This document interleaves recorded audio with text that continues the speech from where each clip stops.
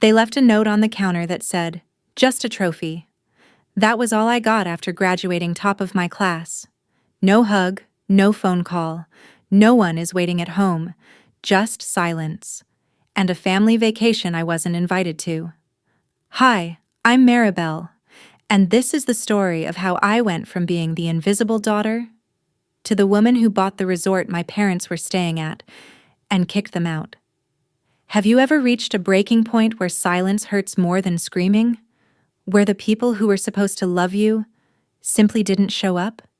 Tell me in the comments, what would you have done? Because sometimes the only way to be heard is to stop whispering and start walking away. Let me take you back to the night it all shattered. They forgot the only day I needed them. I should have known it the moment I opened the front door and the smell hit me. Nothing. No dinner in the oven, no trace of flowers, no candle wax melting in celebration. Just silence. Cold, hollow silence clinging to the walls like mold. I stepped in, the wood floor groaning under my heels, and closed the door behind me. The award plaque dug into my palm. I'd practiced walking across that stage 100 times in my head. I'd imagined them there in the front row, smiling, maybe even tearing up. I'd imagined hugs, a dinner reservation, maybe one of those awkward family selfies I secretly loved.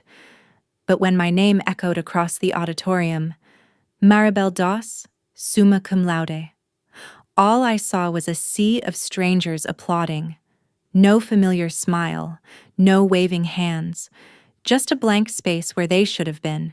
Instead, I found a note on the kitchen counter, weighed down by the salt shaker like it was just any other grocery list. Gone to Florida. Congrats or whatever. That was it. No, love mom. No proud of you. Not even a freaking emoji. Just a flick of the wrist. 3 words that knocked harder than any slap could. I stood there, muscles locked, like I was waiting for a punchline. But the punch never came. Only the slow realization that this wasn't some cruel mistake. It was a choice. I set the plaque next to the note. It made a hollow sound against the laminate that seemed too loud in the dead air. The kitchen light hummed overhead, indifferent. For a second, I wanted to believe they'd left in a rush, some emergency. I checked the fridge out of habit. It was fully stocked. A new bottle of Prosecco sat unopened, chilled, waiting for someone else's celebration. I opened Instagram, not really thinking, just muscle memory. And there they were. Clarice, in a beach hat and oversized sunglasses, tagged at Lake Haven Resort. Zane shirtless by the pool, flexing like he'd lifted more than a textbook in his life. Howard in his ridiculous Hawaiian shirt, holding a margarita with one pinky out like he was born on the coast. The caption? Family escape. Earned it. Earned it. I stared at the screen until my vision blurred. Back in high school, I stayed up tutoring Zane through algebra, even when I had exams of my own. I paid for his replacement iPad after he cracked it at a party he lied about attending. Clarice once forgot her credit card at a salon, and I covered the bill, $320. Not a thank you, not a whisper of acknowledgement. But here they were, living it up, while I stood in the kitchen where I cooked, cleaned, and vanished. A video autoplayed. Clarice giggling, saying, "Nothing beats peace and quiet when you escape the drama." Zane added, "Especially when some people don't tag along." That, some people? It was me. The rage didn't come in flames. It came like a switch flipping off. A new silence, one that didn't ache. It sharpened. I walked upstairs to my room. Nothing had moved. My suitcase was still half-packed from the ceremony. The candle on my desk, lavender-scented, had never been lit. I lit it then. Watched the flame hold. On the wall hung the outfit I'd laid out for Clarice in case she wanted to take a photo with me after the ceremony. Still pressed, still untouched. I sat down heavily, My room felt too still, too preserved, like a museum exhibit called The Invisible Daughter. I opened the bottom drawer of my desk. Inside was a folded letter. My first full-ride scholarship offer, freshman year. I remembered how proud I'd been to show it. Clarice's only response had been, "Well, don't get cocky. Plenty of kids get those."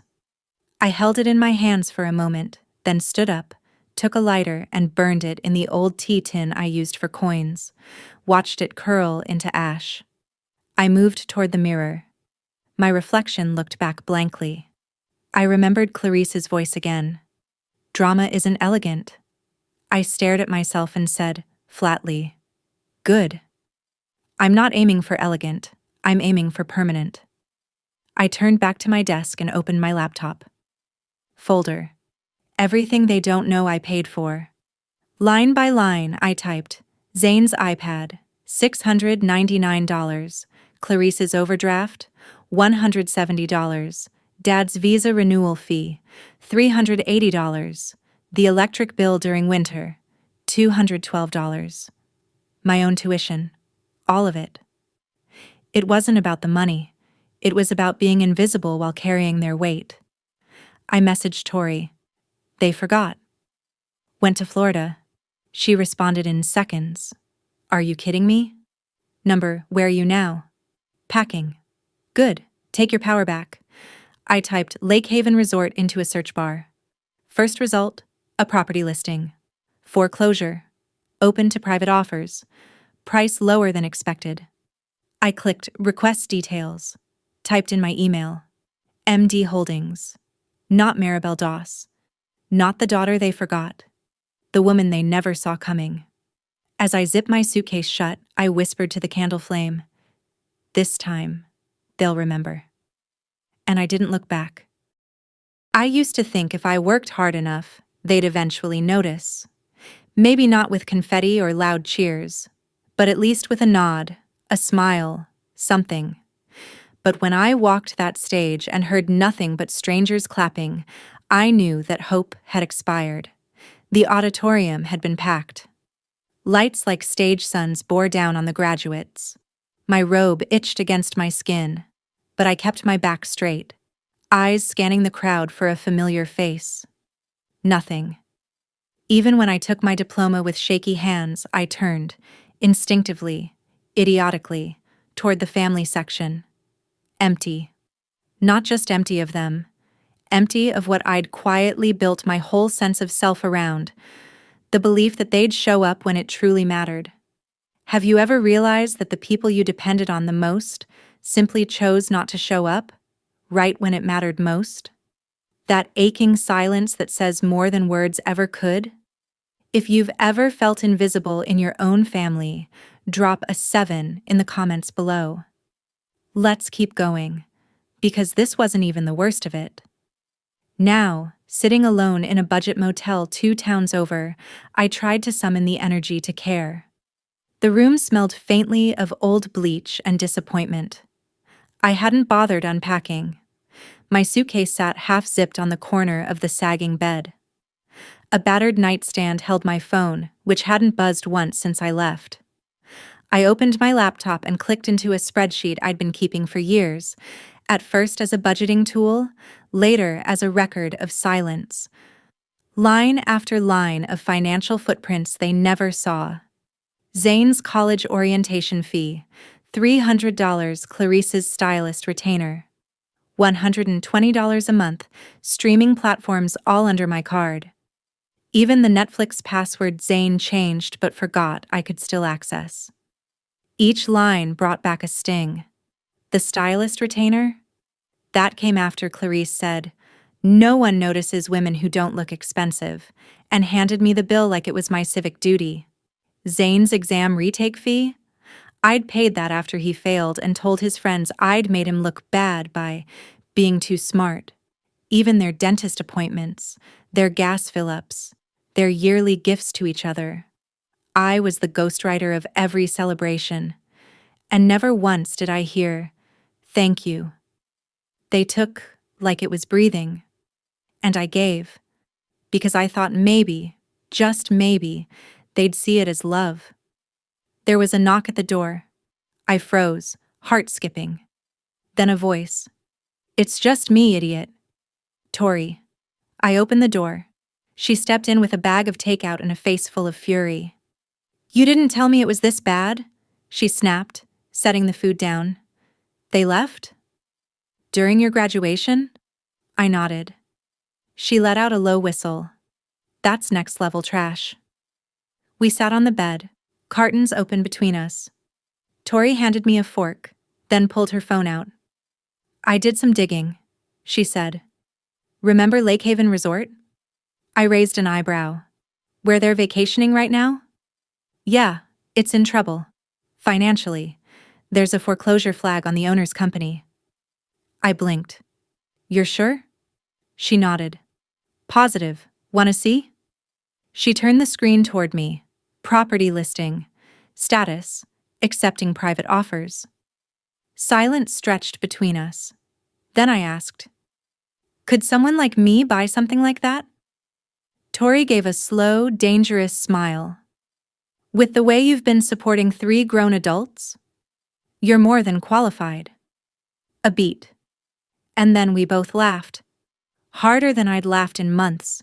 It wasn't happy, but it was real. She leaned back, then studied me. "If they weren't your family," she asked carefully, "would you even keep them in your life?" I looked away. "No," I said. "I would have blocked them years ago." Tori nodded. "Then maybe it's time to treat them like that." I reached over and pulled my laptop back into my lap. A new tab. A new folder. Plan B. A new file. Acquisition, Lake Haven. This wasn't just about revenge anymore. This was about reclaiming every inch of ground they'd stolen while smiling. My fingers moved fast, drafting inquiries, compiling assets, prepping legal identity under MD Holdings. A name they wouldn't recognize, but one they'd soon learn to fear. Tori watched me for a moment. "You've thought about leaving before, haven't you?" I paused. "Freshman year," I said. "I packed a suitcase. Clarice told me not to expect applause for doing what I'm supposed to. Then Howard guilted me, said I was being dramatic and selfish." "And you stayed," she guessed. I nodded. "But not this time." I worked through the night, line after line, like bricks in a wall that finally separated me from the version of me that still begged for their attention. At dawn, I paused, looked out the dusty motel window. The sun was coming up behind the gas station across the street, painting the sky a tired gold. I didn't feel free. Not yet. But I finally felt done. Done waiting. Done apologizing. Done giving. Next time they clapped, it would be because I made them, not because I asked. The first ping came at 8:07 a.m., then another, and another. By 8:10, my phone screen looked like a fireworks show gone wrong, notifications popping up faster than I could read them. Missed calls, group chats. Even Zane, who never texted me unless he needed money, had sent 5 messages in all caps. Something had finally snapped. I rolled out of the motel bed, blinked twice, and opened the first one. "Zane. Bro, where's Netflix, Zane? I need Spotify, I'm working out." "Zane. Who changed the password? Zane. Hello? Zane. This isn't funny." I almost laughed. Almost. Then came Clarice. "Clarice. My hair appointment just bounced." "Clarice. Why is the Amex declined?" "Clarice. Call me now." Howard chimed in too, in his usual vague, self-important tone. "Howard. Internet's down. Power flickering. Can you check the billing portal?" Howard. "Did something expire?" Howard. "We can't afford for anything to lapse right now." No one said, "Are you okay?" No one said, "Where are you?" No one said, "I'm sorry." Just panic. Just need. Just dependence dressed up like entitlement. Perfect. I got dressed slowly, methodically, as if for battle. Black jeans, gray hoodie, the same sneakers I wore to every part-time job I worked in college. On the motel desk, my laptop waited like a silent witness. I sat down, powered it up, and started the quiet war. First, the family phone plan. I logged into the account, my account, and disabled every number but mine. A warning flashed. Removing these lines will terminate their service immediately. Confirm. Next. Netflix, Spotify, Hulu, Apple Music, all canceled. Passwords changed. Recovery emails rerouted. The streaming pipeline to their cozy bubble, gone. Then the credit cards. Most of them were under Clarice's name, but the autopay? That had been my debit card, set up years ago during one of her emergencies. Canceled. I moved to utilities, electricity, water, gas. I'd handled those too because Howard claimed the online portals were too confusing. I clicked Remove Autopay. I changed the account passwords. I requested account closures effective immediately. The system warned, this will result in loss of service. Good. And then, for good measure, I opened the Smart Home app and deactivated all linked devices. Thermostat, lights, security system. Everything they had bragged about in their Facebook posts, luxury living, turned dark with one click.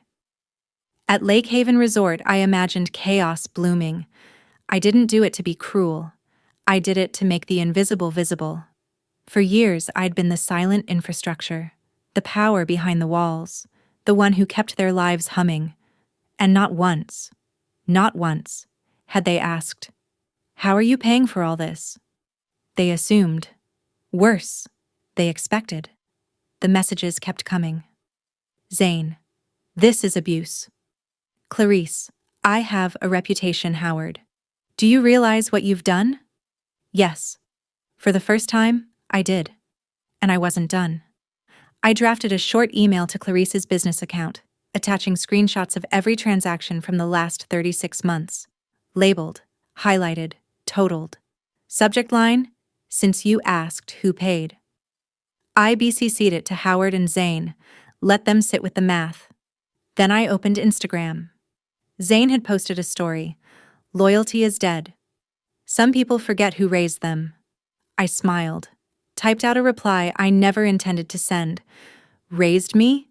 You mean tolerated my rent-free labor? Instead, I closed the app. Back on my laptop, I opened the property file. Lake Haven Resort. Purchase in progress. I checked the ownership timeline. Transfer confirmation pending by end of the week. They were sitting in a suite I was about to legally own. A soft knock pulled me from my thoughts.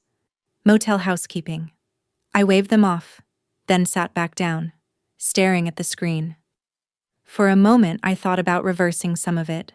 Maybe leaving one utility active, maybe letting them keep Spotify.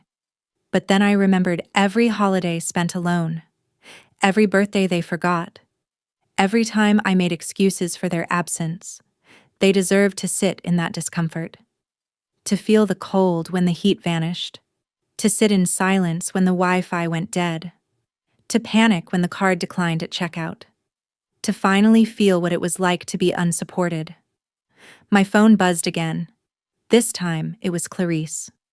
Her message read, "You're hurting everyone. This isn't what family does." I typed, "Neither is abandoning your daughter on graduation day." But I didn't send it. I powered the phone off, let them drown in the silence they built. This time, I wasn't the one holding the net. Lake Haven Resort always looked perfect in photos. Sunlight draping over white cabanas, champagne flutes perched on teakwood trays, and soft jazz looping through hidden speakers like a dream you couldn't quite afford. It was the kind of place you booked to feel better than other people.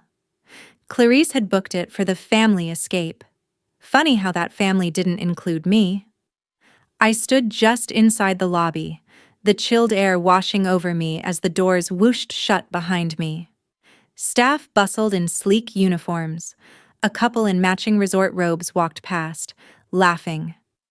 Everything smelled like citrus and something more expensive than it needed to be. For a second, my reflection caught in the huge mirror beside the elevator. And suddenly, I saw myself, 14, in a wrinkled t-shirt and dusty flip-flops, pressing my nose against the glass outside this very lobby. That summer, Clarice had forgotten me in the car for 2 hours while they checked in, laughing about which suite had the best ocean view. She'd said this place wasn't really made for girls like me. Now here I was, older, sharper, standing tall in a blazer and clean white sneakers. I whispered softly to that girl in the memory, "You're allowed in now, and you own the place." The elevator dinged. Clarice stepped out first. Her hair was beach-waved to perfection, eyes hidden behind tortoiseshell sunglasses, a silk robe cinched around her like royalty. Zane trailed behind, shirtless and sunburned, sipping from a branded coconut cup. Howard ambled next, looking vaguely lost, still holding his resort welcome bag like a proud child. They didn't see me, at first. Clarice tossed her head, laughing about something. And I told the front desk, we don't do garden views. Honestly, do we look like people who belong near shrubbery? Then her eyes landed on me. For a moment she blinked, processing. Then the smile twisted. "Oh, you're here," she said flatly. "What, are you visiting someone?" "No," I said. "I own the place." Clarice laughed. Actually laughed, a short derisive sound. "That's cute," she said. "Still doing your little startup thing?" Behind her, Zane leaned on the wall. "Wait, is this some kind of joke?" Howard squinted at me. "Maribel, what are you doing here?" I reached into my tote bag and pulled out a slim folder. The resort manager, Mr. Flanders, stepped up right on cue, took it from my hands, and cleared his throat. "Effective as of this morning," he said smoothly, "Lake Haven Resort is now fully transferred under the private holding company MD Holdings, represented by Ms. Maribel Doss." The silence was immaculate. Clarice's mouth opened, closed, opened again. "There must be some mistake. This resort is privately owned. We've been coming here for years." "Not anymore," I said, my voice calm, cutting. Zane stood upright. "You can't kick us out. We're guests." "You were," I said. "Until 5 minutes ago." Howard took a step forward. "You don't have to do this. We're family." That word again. Like it erased everything. Mr. Flanders raised a hand, polite but firm. "Per the new ownership, Suite 4B has been removed from active guest status. Security will assist with checkout." Clarice snapped. "You think this is power? Humiliating us?" "I think," I said, meeting her eyes, "that power is finally being able to say no." Security arrived quietly. No drama, no shouting.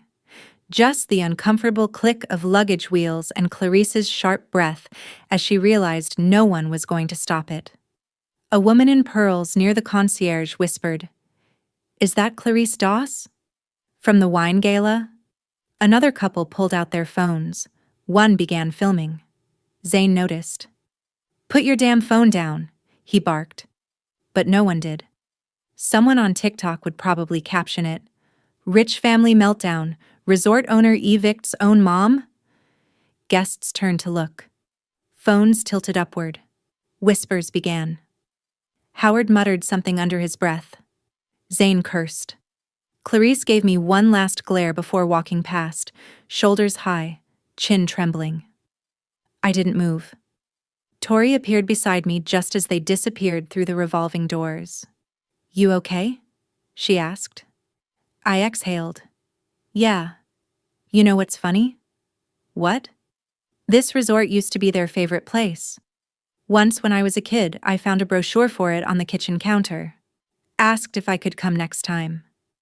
Tori glanced sideways. "Let me guess." I nodded. Clarice said, "Places like that aren't really built for girls like you." Tori let out a low whistle. "Bet she regrets that now." I didn't say anything. I was too busy watching the staff reset the lobby. New towels, new glasses, new guests checking in like nothing had happened. We turned back toward the check-in desk. The jazz kept playing, the staff kept smiling, and Lake Haven Resort kept running, under new management. Mine. The days that followed felt strange. Not like freedom, but like standing in a room after the fire's been put out. Quiet. Soot still hanging in the air.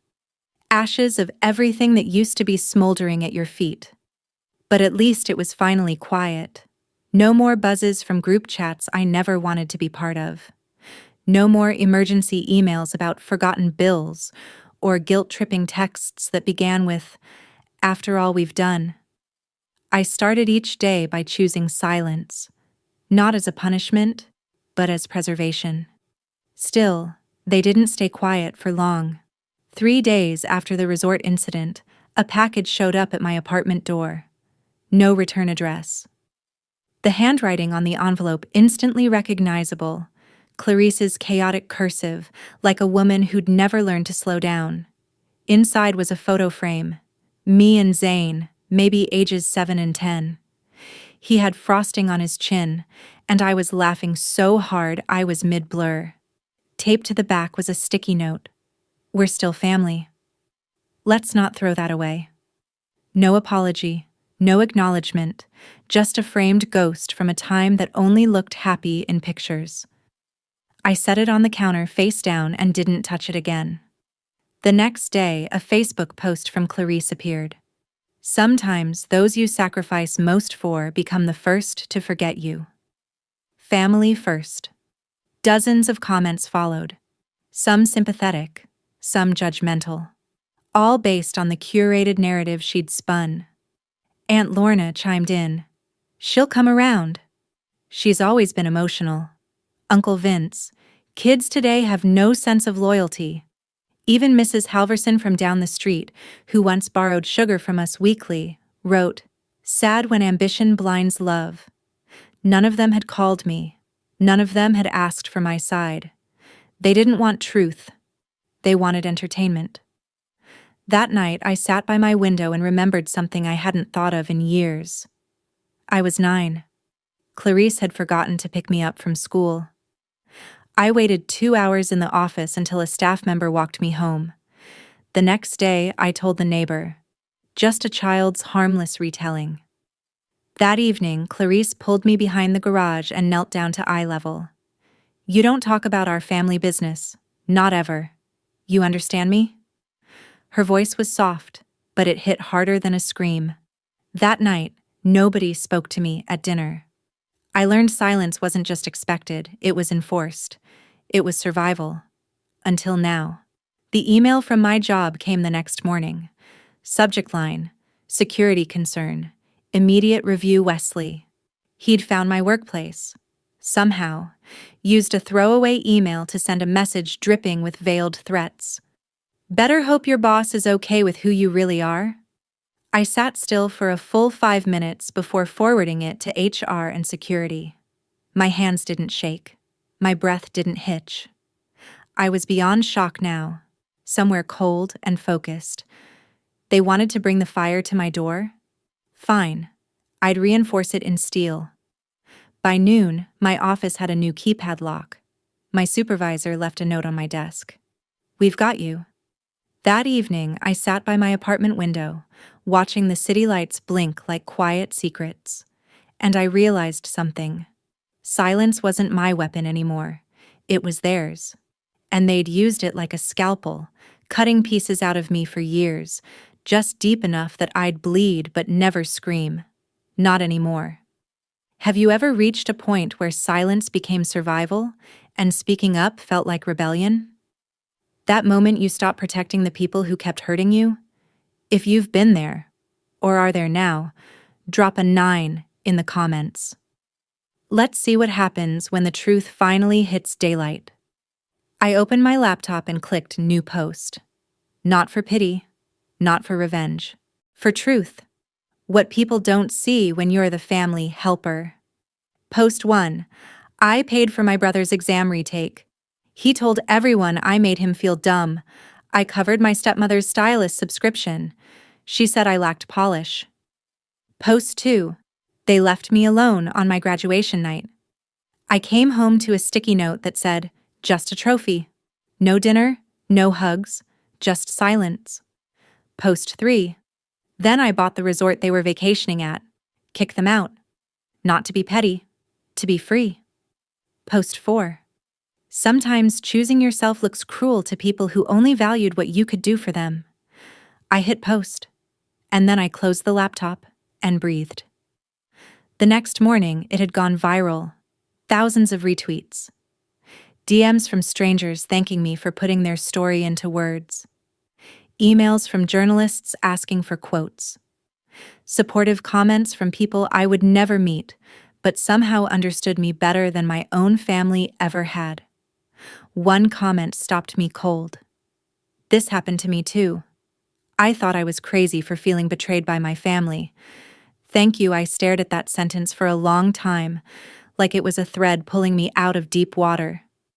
My chest tightened, not with pain, but with recognition. This wasn't just my voice. It was ours. And for once, I wasn't alone. Later that afternoon, a text popped up. "Wesley, I didn't mean for it to go that far. I just thought you'd come back if things got hard enough." I stared at it, and then, slowly, typed back. "And that's the problem. You wanted me to break before you'd see me." I didn't block him.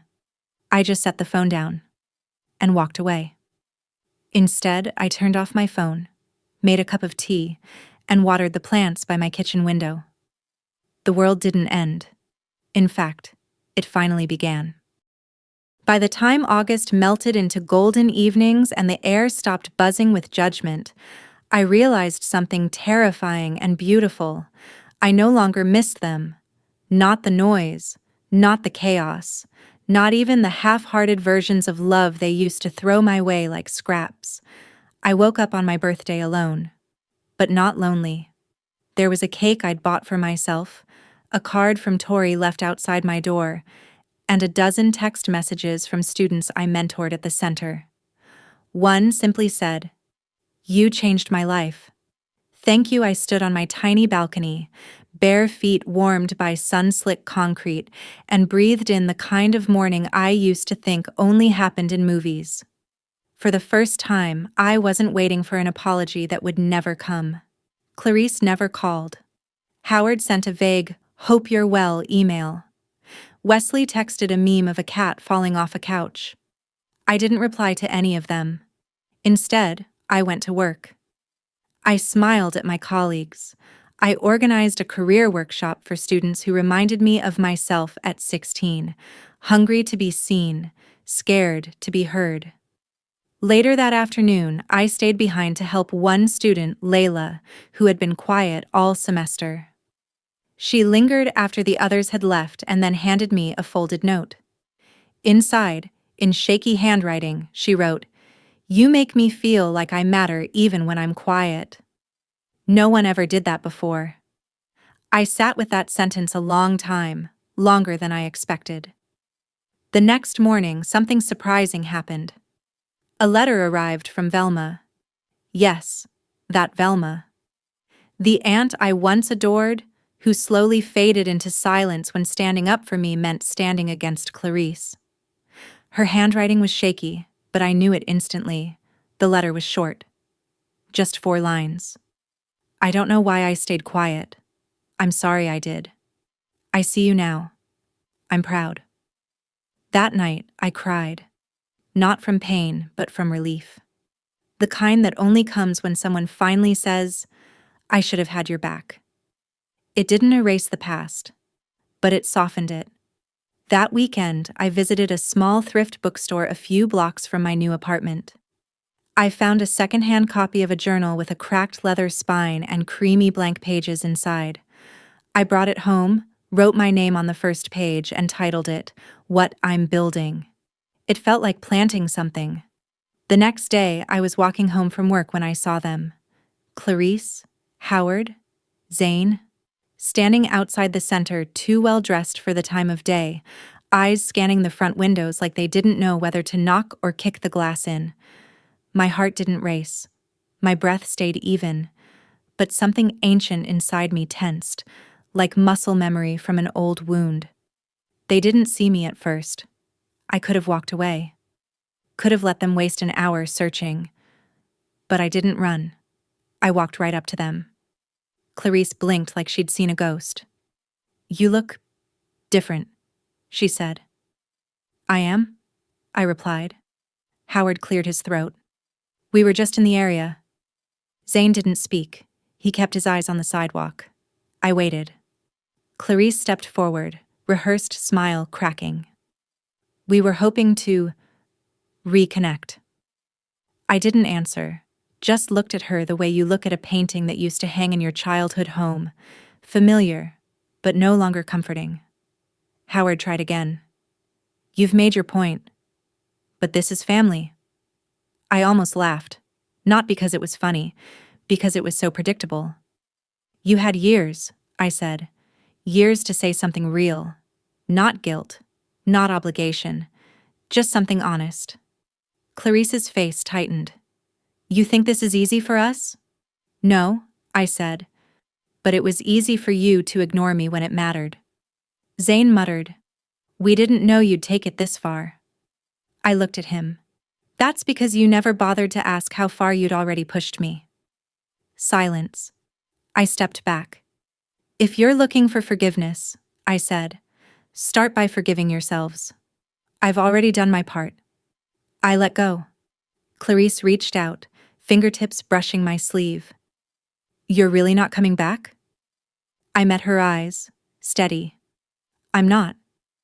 I turned, walked inside, and let the door shut behind me with a soft but certain click.